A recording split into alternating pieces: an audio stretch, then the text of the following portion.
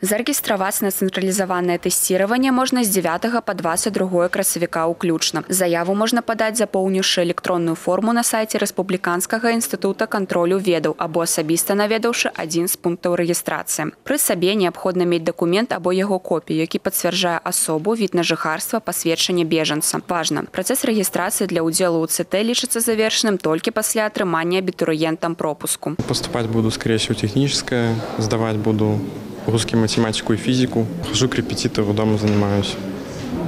Надеюсь, что нормально сдам. В этом году сдаю физику, математику и белорусский. Белорусский выбрал, потому что, как по мне, он более проще и родной. Математика и физика. Собираюсь поступать на техническую специальность, инженер-программист. Думаю поступать в Скарыну, либо какой-нибудь из минских университетов.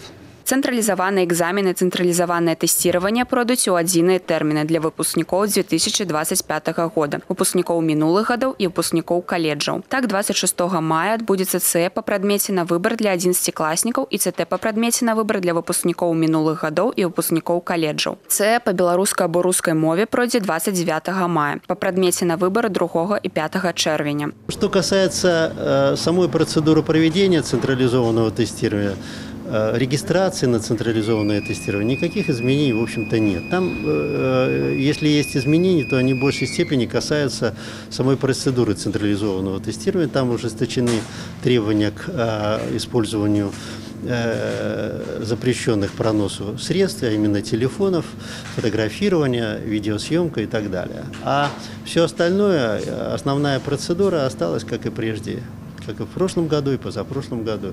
Па пытаннях прыёмнай кампаніі можна звяртацца на гарачую лінію універсітэту і Міністэрства адукацыі. Владислава Голобокіна, Ігор Марышченко, тэлерадыёкампанія «Гомель».